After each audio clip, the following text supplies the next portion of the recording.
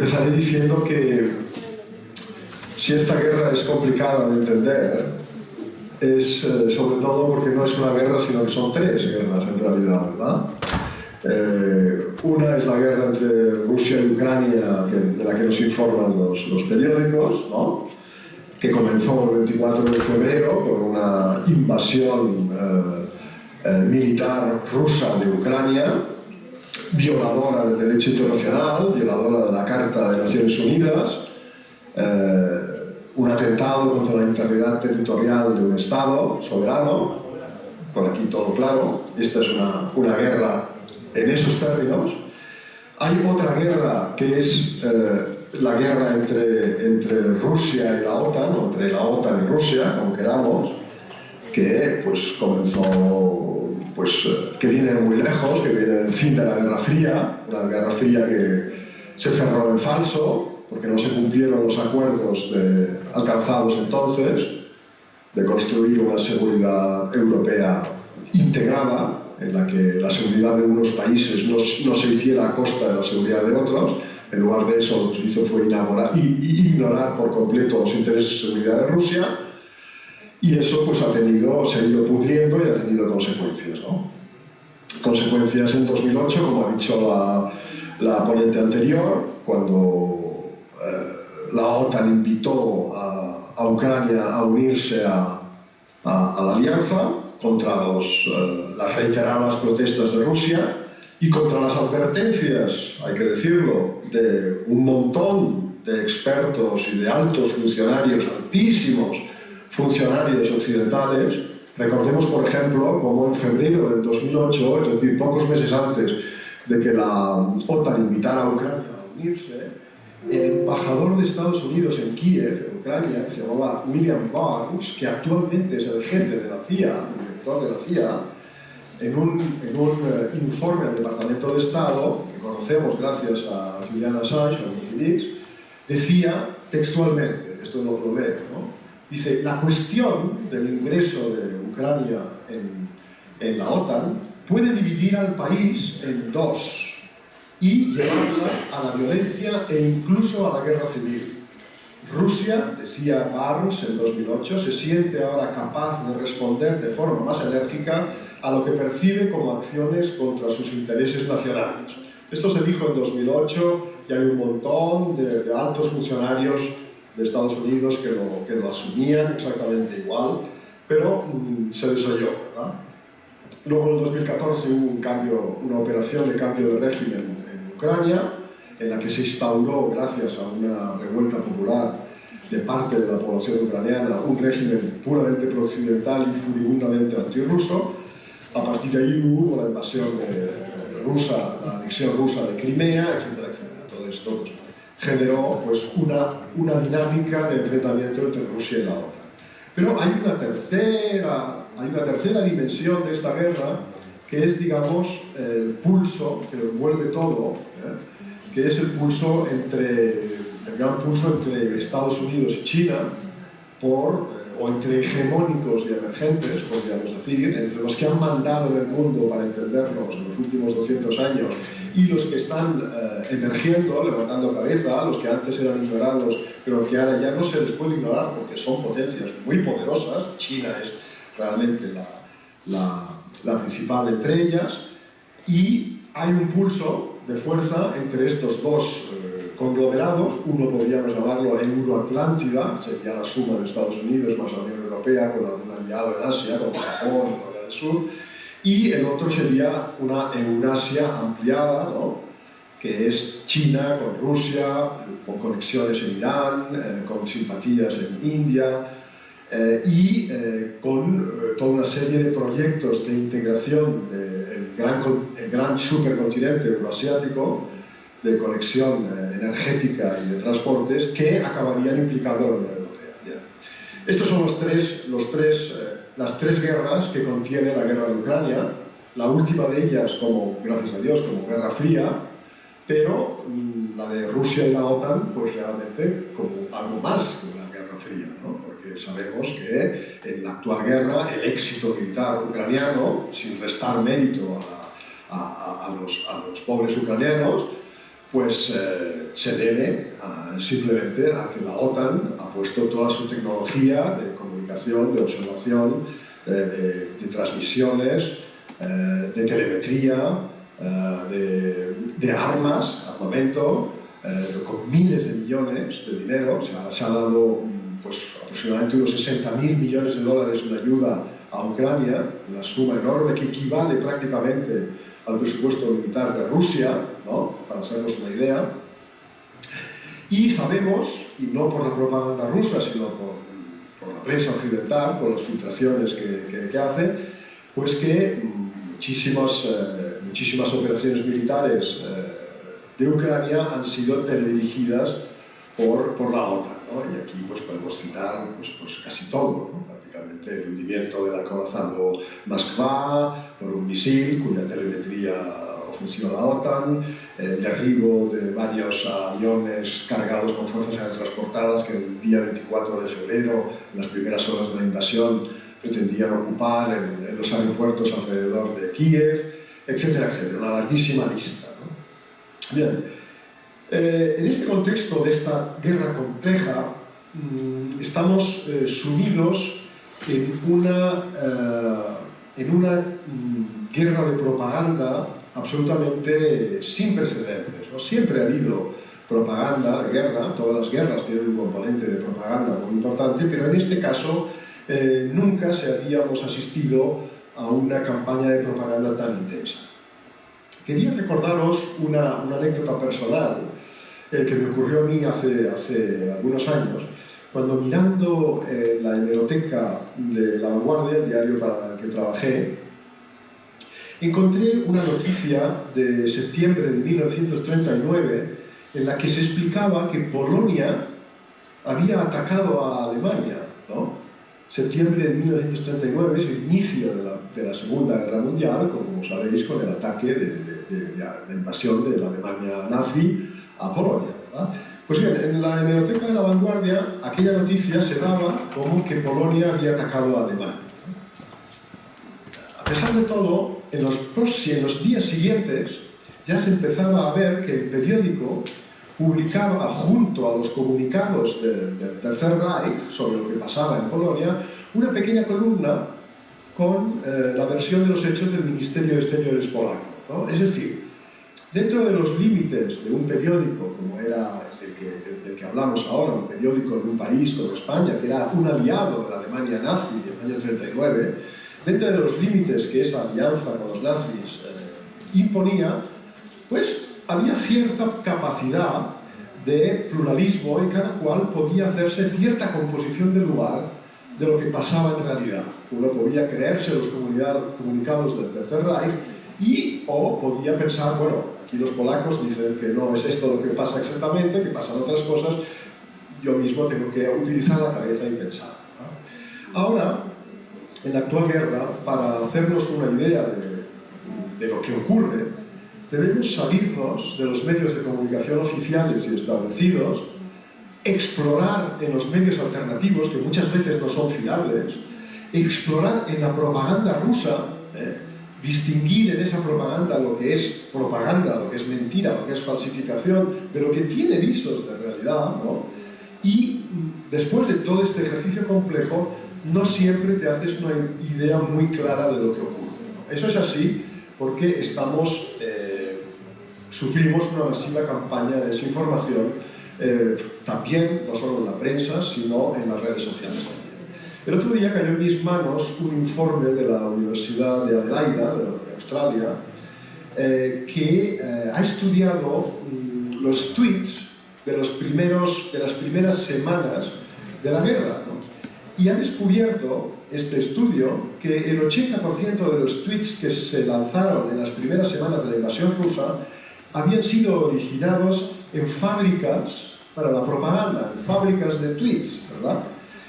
Se examinaron nada menos que 5 millones de tweets, ¿no? Y el 90% de ellos procedían de cuentas pro-ucranianas, ¿no? Y solo el 7% de cuentas de Rusia, es decir, como que Rusia no se implicó en esta guerra en las redes sociales, ¿no? Para hacernos una idea, el primer día de la guerra, según este estudio, se lanzaron 38.000 tweets por hora bajo el hashtag Yo estoy con Ucrania, ¿verdad? O sea, este es un poco el medio ambiente en el que estamos sumidos y que complica aún más la comprensión de la guerra, ¿no? En cualquier caso, si lo que nos cuentan sobre esta guerra fuera la verdad, no haría falta que censuraran los medios rusos ni las voces disconformes con la narrativa oficial, ¿no? Por ejemplo, en Twitter hay periodistas ilustres y respetables con 1 millón de seguidores que han sido ocultados o han sido borrados simplemente porque sus opiniones no son ortodoxas o heterodoxas, ¿no? No habría sido necesario, si todo eso fuera verdad, censurar todo eso, ¿verdad? Ni tampoco habría sido necesario que las fábricas de propaganda de la OTAN, que dominan los think tanks occidentales y por extensión los medios de comunicación, nuestros medios de comunicación, exactamente igual que Rusia, pero al revés, ¿verdad? Pues lanzaran campañas de denigración de las opiniones heterodoxas, ¿verdad? Quería presentaros una imagen de lo que es esta campaña tan interesante, pero no consigo hacerlo con ella, por tanto vamos a pasar de largo. Bien.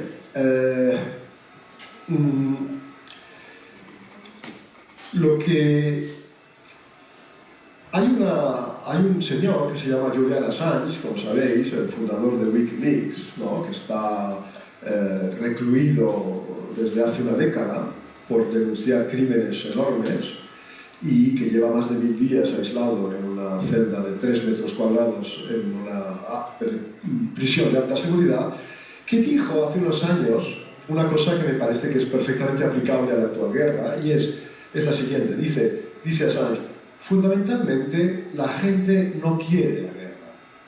La población debe ser engañada para que consienta o por lo menos no se oponga a la guerra, ¿verdad?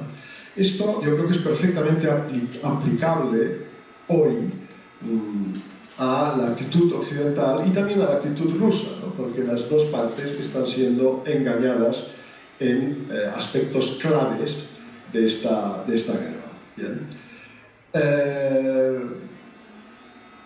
Vamos a ver algunos ejemplos nuestros, el bando occidental, de cómo se lleva a cabo este engaño, ¿no? Por ejemplo, cuando las poblaciones ucranianas huyen de la guerra, huyen hacia Occidente o huyen hacia Rusia, ¿no?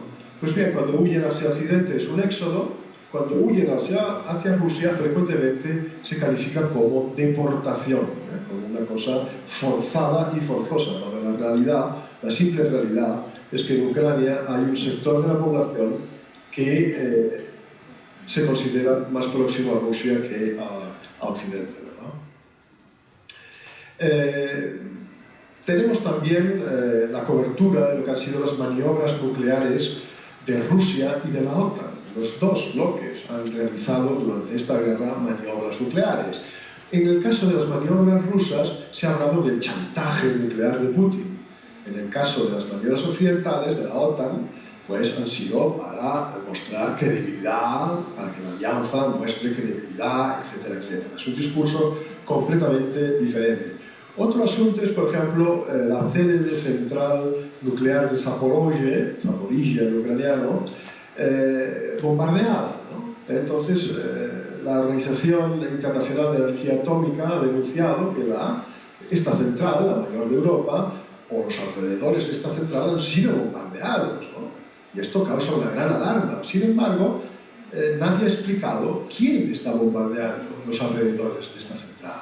Y como resulta que esta central está ocupada por el ejército ruso, es un poco absurdo pensar que los rusos se bombardeen a sí mismos, ¿no? O sea, son los ucranianos los que han bombardeado los alrededores de esta central. ¿Por qué no lo dice la IAEA? ¿Por qué no lo dice la Agencia Internacional de la Energía Atómica? Bien, como tantas organizaciones internacionales, la Organización Internacional de la Energía Atómica está controlada por Occidente, tienen el paquete mayoritario de acciones y su secretario general es un hombre que nunca va a denunciar a quien no conviene, digamos, ¿no? Lo mismo pasa con Amnistía Internacional cuando nos dice que también en el bando ucraniano se cometen crímenes de guerra, ¿no? Ha habido desaparecidos, asesinatos, hay una represión contra los llamados colaboracionistas, hay medios de comunicación que se han cerrado, etcétera, etcétera, etcétera. Eso también ocurre, no solo hacen fechorías la soldadesca rusa,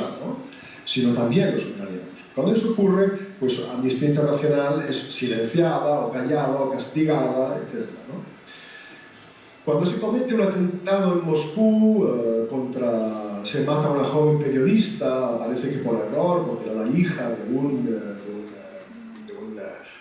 ideólogo de la extrema derecha rusa, ¿no? Pues eso no se hace escándalo de eso, ¿no? Una chica de 20 y pocos años, asesinada con un coche bomba, imputado a los ucranianos, eso no es terrorismo. Y lo más curioso de todo, cuando se destruyen los gasoductos rusos que abastecían de gas a Alemania, y eso ocurre una semana después de que en Alemania empiecen a haber manifestaciones para que se restablezca ese flujo de gas, y eso ocurre en el mar Báltico, que es un mar absolutamente controlado por la OTAN, donde la OTAN detecta la circulación de una sardina, ¿no? Y todo eso se achaca a la acción de Rusia, pues eso pasa como una racionalidad, aunque sea absolutamente absurdo, ¿verdad? Y luego, cuando lanza Rusia una oleada de misiles en represalia por el atentado contra el puente de Crimea, lanzó 80 misiles en octubre, el presidente Biden lo denuncia como un ataque indiscriminado contra civiles, ¿no? Pero resulta que estos 80 misiles han producido 17 muertos, ¿no? Lo cual es muy poco, ¿no? Es muy poco, sobre todo si nos acordamos de lo que fue la gran campaña de misiles contra Bagdad en el año 2003, que se llamaba Shock and Awe, o sea, shock y pavor, ¿no? En la que en los primeros días de la campaña, con el lanzamiento de misiles, murieron 6.700 personas. ¿Qué quiere decir esto?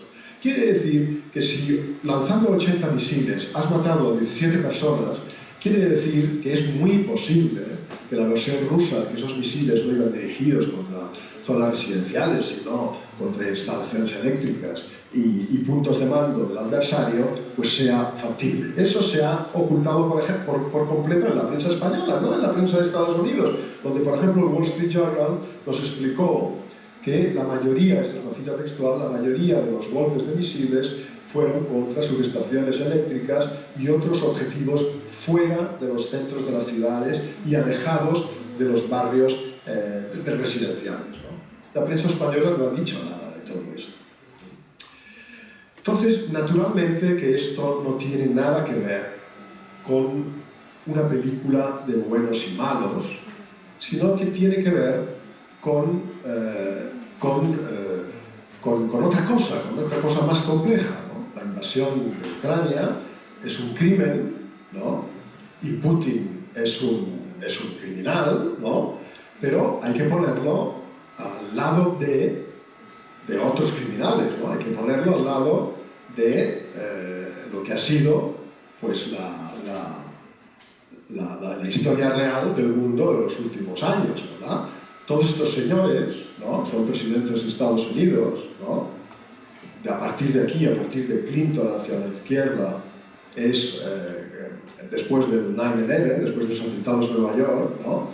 Pues estos señores tienen las manos manchadas de sangre con una serie de guerras absolutamente espantosas, ¿no? Uno de ellos tiene incluso el premio Nobel.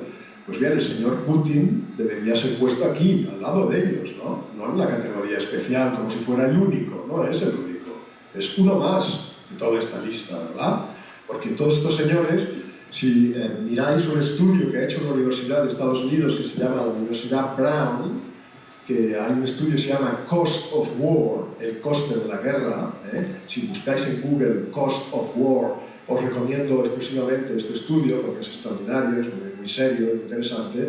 Pues este estudio nos explica que desde aquí, desde Clinton para acá, pues estos señores han ocasionado, las guerras que han ocasionado estos señores, han ocasionado pues más de 3 millones de muertos, ¿no? Y 40 millones de desplazados, ¿verdad? Pues aquí al lado hay que poner al señor Putin con sus decenas de miles de muertos a sus espaldas y sus 6 o 7 o los que sean millones de desplazados en Ucrania, ¿verdad? No hay que hacer una categoría especial para lo que no es especial, sino que es habitual, ¿no? Dicho esto, bueno, la simple realidad es que nos toman por idiotas y que el análisis de la guerra de Ucrania, que no tenga en cuenta las provocaciones occidentales que la propiciaron, y digo propiciaron, no digo en absoluto justificaron, pues cualquier análisis que no parta de eso no puede considerarse un análisis y sino más bien una mera literatura infantil propagandística, y eso es en lo que estamos imbuidos ahora. Ahora, si me dais 5 minutos, literalmente, hablaré un poco de lo que puede ser el horizonte de esta guerra, ¿verdad? Una de las cosas que nos dicen, la imagen que se está compartiendo, que se está imponiendo, es que Ucrania está ganando la guerra, ¿no? Ucrania no está ganando la guerra, ¿no? Los rusos han conquistado más de 100.000 kilómetros cuadrados de territorio ucraniano, ¿verdad? Esto es lo que está marcado aquí, ¿no? Los ucranianos han reconquistado meritoriamente, gracias a los miles de millones de armas de la OTAN y a su propio coraje, hay que decirlo, en la guerra militar, pues estas zonas en azul. Pero esto no es una victoria, ¿no? El futuro de la guerra no va a ser, o no parece que vaya a ser que los ucranianos vayan a conquistar todo lo que los rusos se han comido hasta ahora, ¿no? Entonces, puede ocurrir que Rusia este invierno pues haga una ofensiva, ¿no? Y por ejemplo, desde aquí, aunque ahora lo tiene más difícil porque ha perdido Kherson, pero desde aquí pues extienda su conquista hasta Odessa, prive por completo de salida al mar a Ucrania, ¿no? Lo cual sería muy peligroso porque aquí en Rumanía ya hay una división de Estados Unidos que se destacó en el mes de octubre con 10.000 soldados que estarían a contacto de pocos kilómetros con las fuerzas rusas, ¿no? Entonces, todo esto querría decir, si en este escenario optimista para Rusia de conquista de todo el sur de Ucrania, querría decir que Rusia está ganando la guerra. En absoluto tampoco, ¿no? ¿Por qué? Porque en estas regiones, si excluimos Crimea y el Donbass, ¿no? Donde el consenso prorruso es mayoritario, al día de hoy, en las otras regiones es mucho más complicado y mucho más discutible, ¿no? Hay mucha gente que está en contra de la ocupación rusa, ¿no? Y de estos que están en contra, pues hay muchos que estarán dispuestos a implicarse en una resistencia contra, ¿no? Y desde luego esta gente que se implique en la resistencia contará con el apoyo entusiasta del gobierno de Kiev y por supuesto de la OTAN.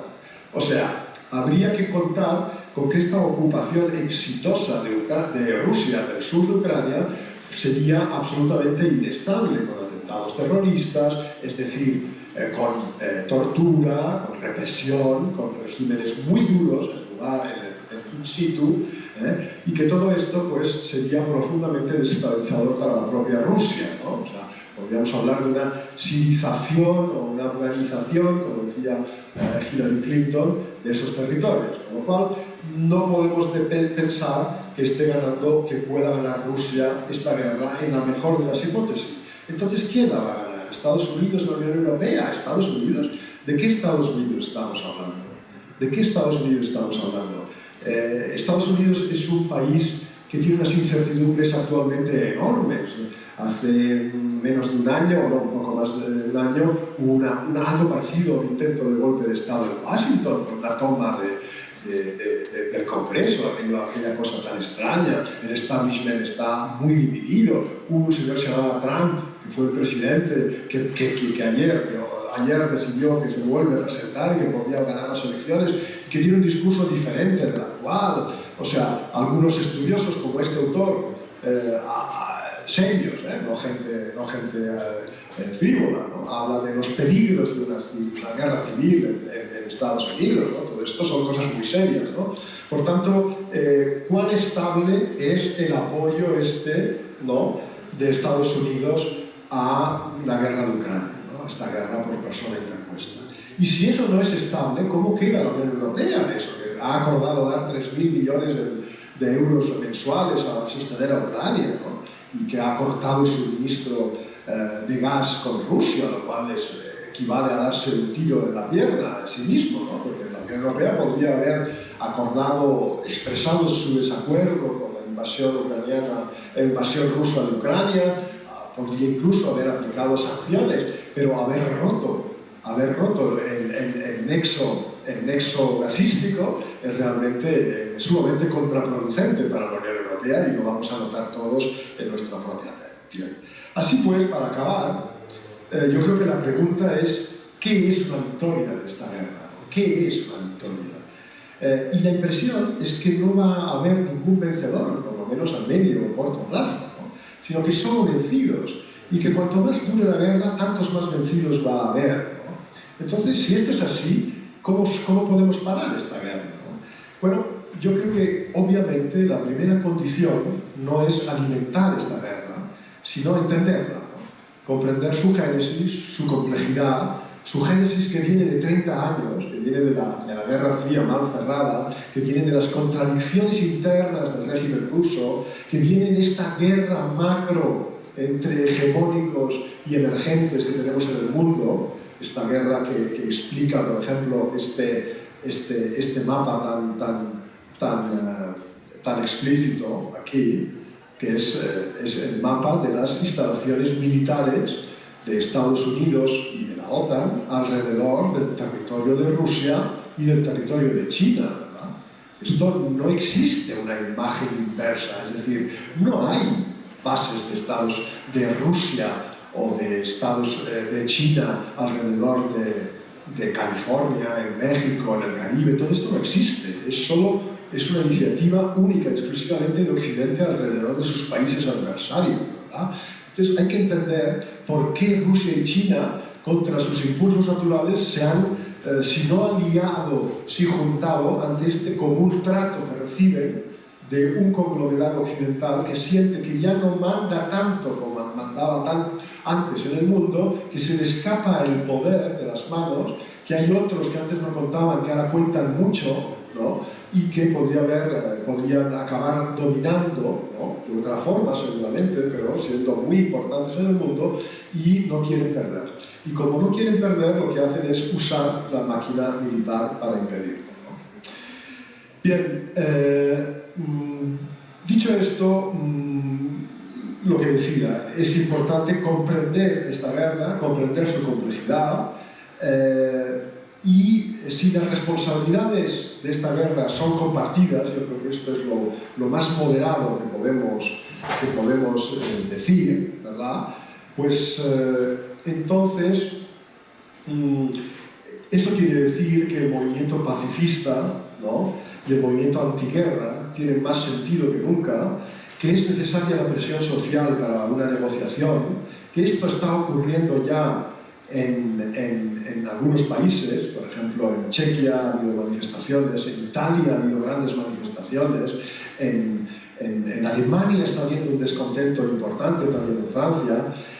y que no nos debemos dejar de dominar por esta propaganda, ¿no?, tan rastrera como la que propicia, por ejemplo, esta organización, que es una organización afín a la OTAN, ¿no?, en la que nos explican cómo reconocer a los apologetas del genocidio en Occidente. O sea, para entender esta formulación hemos de interpretar que los apologetas o sea, los que comprenden o los que complican la narrativa occidental sobre esta guerra están justificando un supuesto genocidio de Rusia cometido en Ucrania. Y estos son 5 categorías, ¿no? Uno son los comunistas, ¿no?, la gente que cree que Rusia sigue siendo comunista y se alía con ella porque son comunistas. Otros son los antifascistas de izquierdas, ¿no?, que es un subtipo de los comunistas. Luego están los ultraderechistas también, ¿no?, porque como Rusia es un régimen ultraconservador en muchos aspectos, se sienten atraídos por eso, ¿no?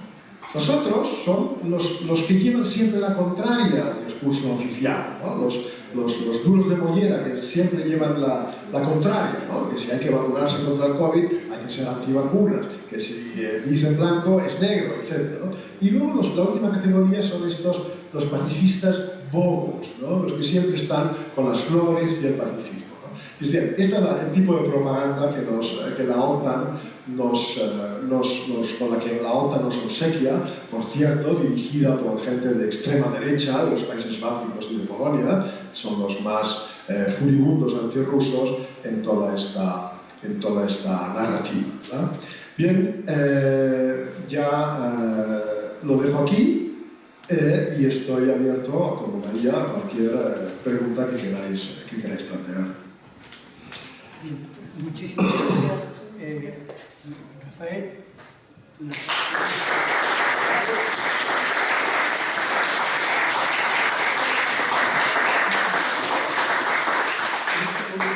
sé si nos escuchas, Rafael. Sí, os escucho perfectamente. Perfecto. Bien, hemos tenido de alguna manera una pequeña disminución de estudiantado por temas de horarios, porque empezaba otra clase. De todos modos, todo esto está videograbado y trabajaremos con ello en todo tu discurso. Pero queremos dar el protagonismo al público y, por favor, si han surgido algunas preguntas, basta con que levanten la mano, como hicimos con Enrique. Y mientras tanto, mientras esto ocurre, sí, me gustaría preguntarte, Rafael, porque la misma María se hizo referencia a algún reciente discurso de Putin en que habla con insistencia casi obsesiva de la defensa de los valores espirituales y morales en contra de un occidente. Es tan redundante esto que llega a despertar la sospecha de que el discurso no sea verdaderamente fidedigno, que no sea propiamente digno. Entonces, tú que conoces el ruso y que llegas a las fuentes en primera instancia, ¿nos puedes asegurar que ese discurso tan obsesivo que se limita a la defensa de los valores occidentales, limitándolos a la familia, eso es verdaderamente el discurso de Putin? Sí, no hay duda de que hay o sea, el régimen ruso es ultraconservador en aspectos de moral y costumbres, ¿no? Es democrático en su aspiración a un mundo multipolar, ¿no? Podríamos decir democrático en su aspiración a que el mundo no esté regido por un partido único, que es el partido hegemónico, sino que se abra a un condominio, digamos, ¿no?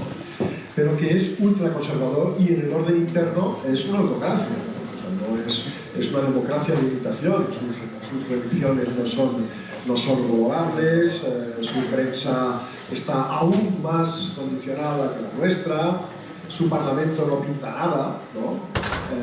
Por tanto, pero dicho todo esto, yo creo que lo que es la ideología, el discurso oficial, pinta bastante poco en todo esto, ¿no? O pinta lo mismo que pintaba todo aquel cuento de las armas de destrucción masiva del señor Bush, ¿no? O los valores de la democracia contra la autocracia que nos vende el presidente Biden o la Unión Europea, etcétera, etcétera. Todo esto oculta, a ver, como dice el ex embajador Zorrilla a sus alumnos, os tengo que decir algo muy desagradable, muchachos, y es que los reyes son los padres. Las relaciones internacionales no se hacen en nombre de los derechos humanos, ni de los valores, no, se hacen a través de los intereses, ¿verdad? Y lo que tenemos en el conflicto entre Rusia y Occidente es un choque de intereses elitarios bastante claros, bastante bastardos y que tiene muy poco que ver con valores, ¿no? Yo lo resumiría como el hecho de que la modalidad de rapiña de la élite rusa, la modalidad de rapiña de la élite rusa sobre los recursos de su país ha resultado ser bastante contradictoria con la modalidad de rapiña occidental basada en el libre acceso a recursos de los demás por parte de las grandes empresas transnacionales controladas fundamentalmente por Occidente. Lo que Rusia está reclamando con ese soberanismo que reclama es un marco estatal propio, una especie de entorno geográfico protegido, podríamos decir un coto privado de caza, es decir, este es mi coto, aquí cazo yo, en mi petróleo no se mete nadie, podéis meteros vosotros, porque vivimos una globalización, vosotros occidentales podéis meteros en mi coto, pero con mis normas, en una justa proporción, sin pretender dominar mis monopolios gasísticos ni petroleros, sin pretender dictarnos vuestra voluntad, etcétera, etcétera. En el fondo esto es lo mismo que que China exige a Estados Unidos, un poco, y el capitalismo global lo que quiere es controlarlo todo sin fisuras, ¿verdad?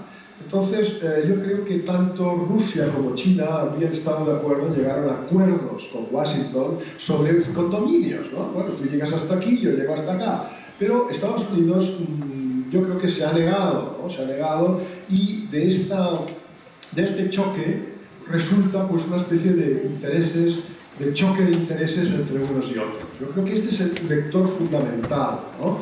El vector fundamental. Y lo demás, los discursos, son un poco adornos, por lo más que tengan, pues sí, siempre una cierta base detrás.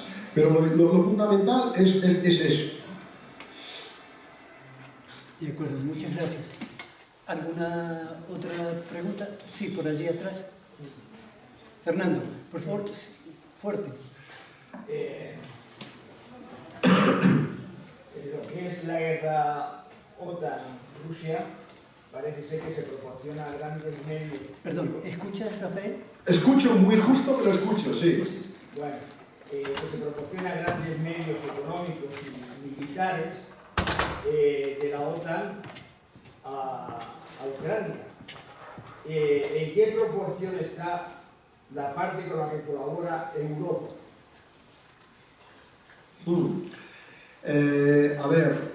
Es mucho mayor la parte de Estados Unidos. Creo que el conjunto de la ayuda europea a Ucrania en este momento está cifrada alrededor de los 18.000 millones de euros, si no me equivoco, y de estos 18.000, solo una parte en ayuda militar.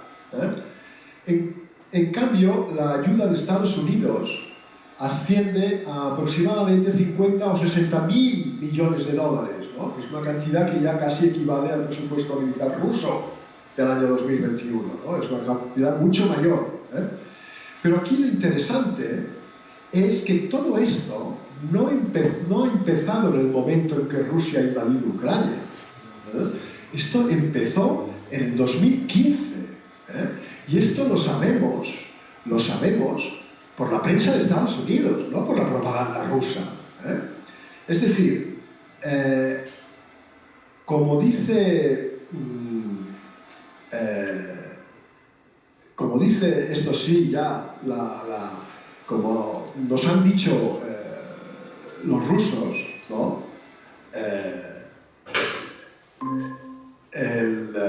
La OTAN, o sea, Ucrania, no estaba en la OTAN, pero la OTAN estaba en Ucrania desde hace años. En 2014 hubo el cambio de régimen en Kiev, ¿no? Y la anexión rusa de Crimea. Inmediatamente comienza la inyección de dinero de Estados Unidos a Ucrania para convertir un ejército ucraniano que en 2014 era una verdadera birria, en una cosa mucho más consistente y formada. Sabemos, por fuentes oficiales de Estados Unidos, que entre el 2015 y el 2020 formaron los países de la OTAN a 80.000 soldados ucranianos. Es muchísima gente, ¿no? 80.000 soldados. Y han dado pues, miles de millones, como decía, ¿no? Al día de hoy más de 50.000 millones de dólares, ¿no? Y todo esto ocurrió en este mapa. Por ejemplo, aquí tenéis toda una serie de instalaciones de la OTAN, oficiales o no oficiales, en suelo ucraniano, ¿no? Por ejemplo, aquí en Yuzhny, en la región de Odessa, al lado de Crimea, había un punto de aprovisionamiento para la flota británica, ¿no? Y aquí al lado, en Ochakov, en la región de Nikolaev, al lado también de Crimea, había un punto de dirección operativa de la flota de Estados Unidos. En Mariupol, la ciudad ya conquistada por Rusia y que está siendo reconstruida, hay 30.000 albañiles rusos con sueldos muy altos trabajando en la reconstrucción de Mariupol, lo cual indica que han llegado para quedarse.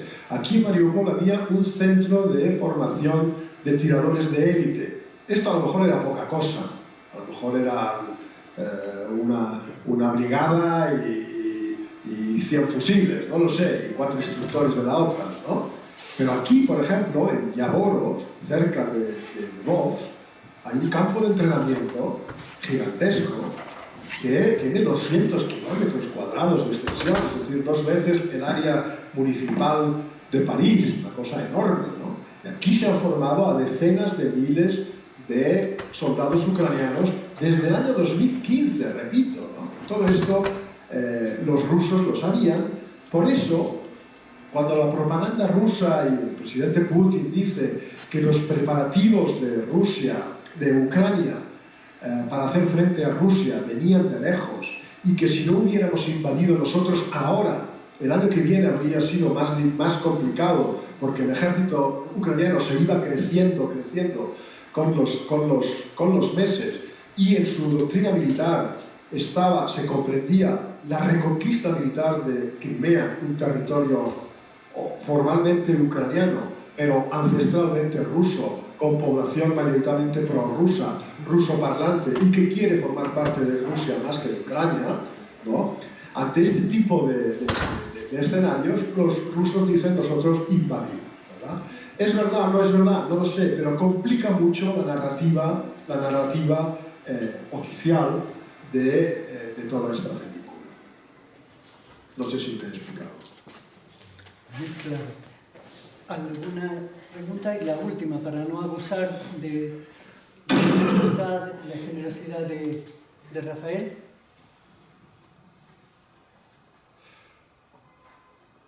Venga, en base incluso a las ponencias anteriores, Rafael estuvo presente durante la de María.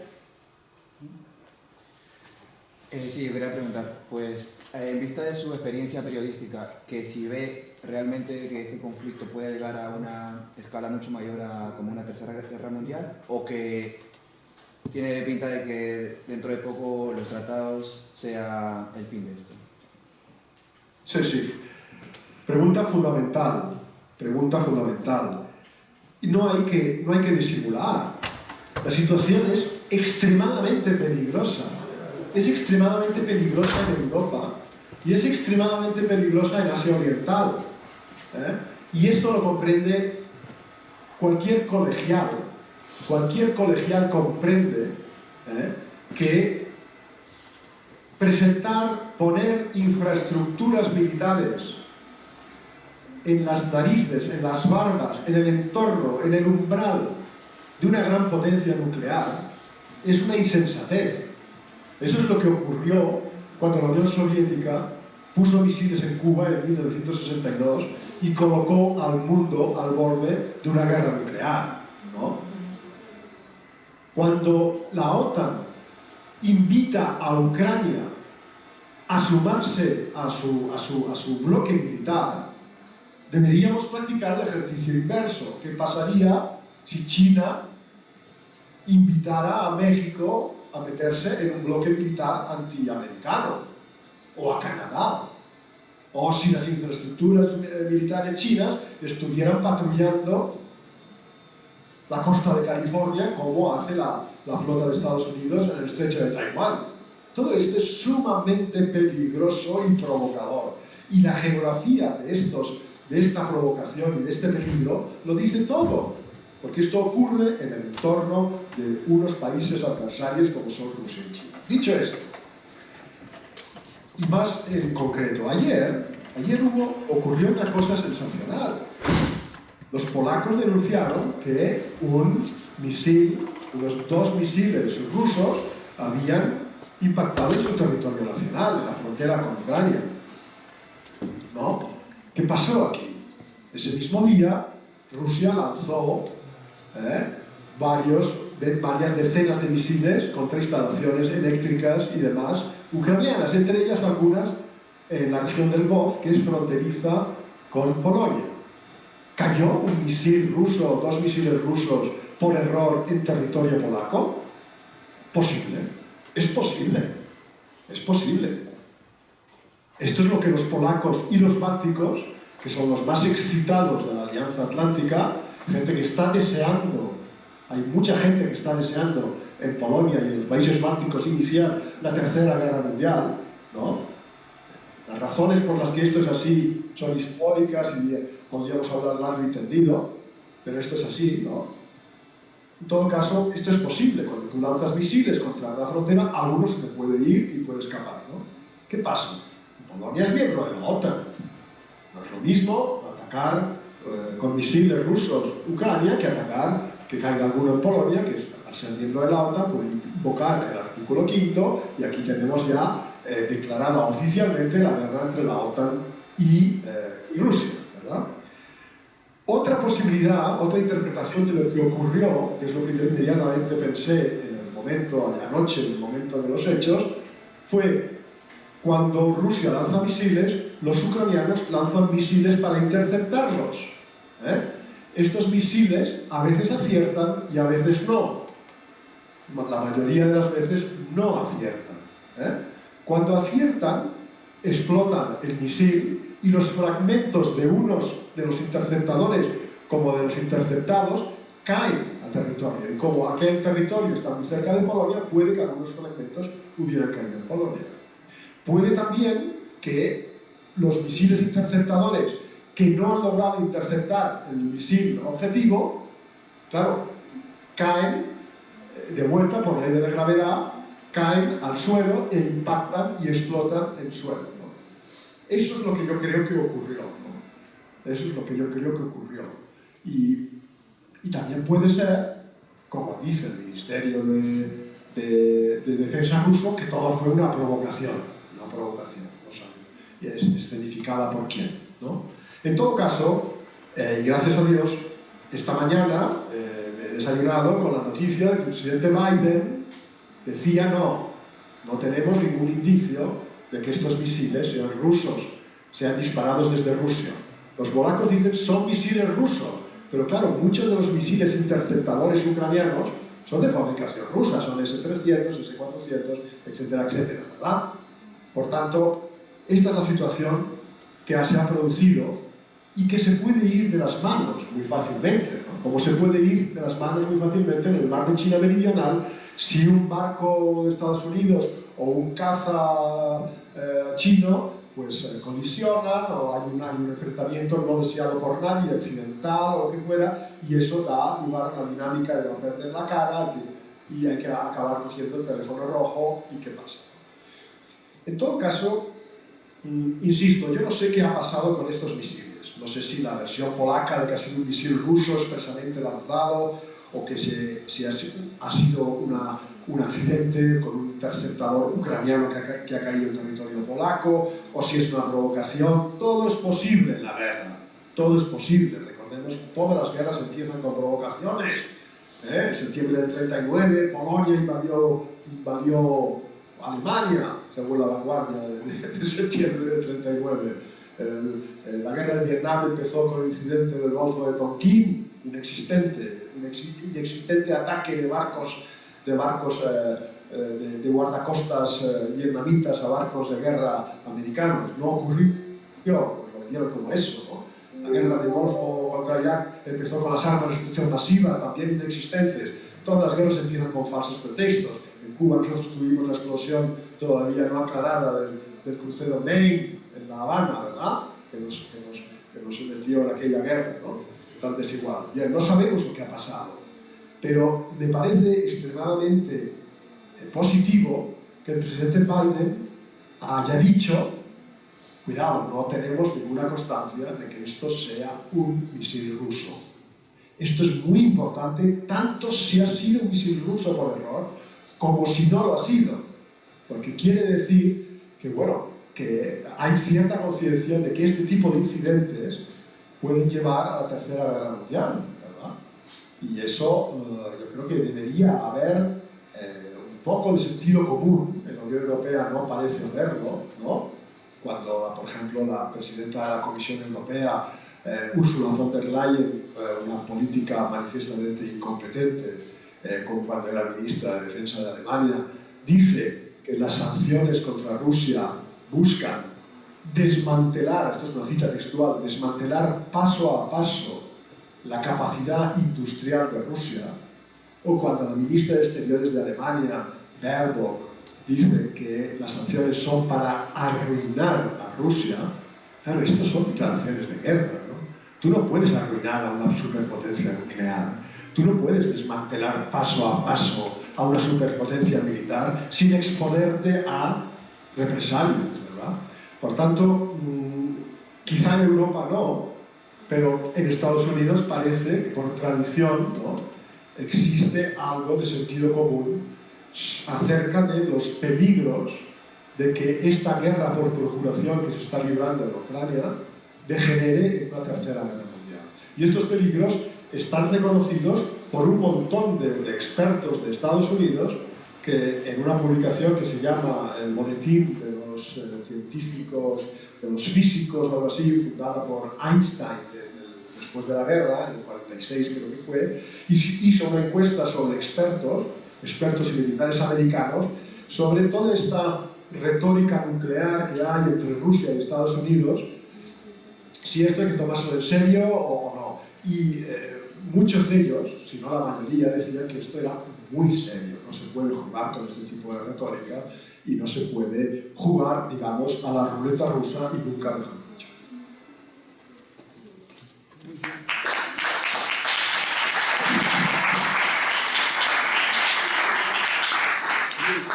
Queremos agradecer tanto a María Martínez Carmena y muy especialmente a Rafael Pochtefeliu por estas brillantes exposiciones. Ya con Rafael habíamos tomado contacto en el cuarto foro de voces que tuvimos en junio, en las mismas fechas en las que la OTAN se reunía en Madrid. Estuvimos en Casa de Camineros y una de sus ponencias, con autorización de la Casa Encendida de Madrid, pudimos analizar. Esta vez también habíamos pensado pedirle a Rafael un vídeo, pero él, en pura generosidad, nos ha obsequiado este diálogo directo con vosotros.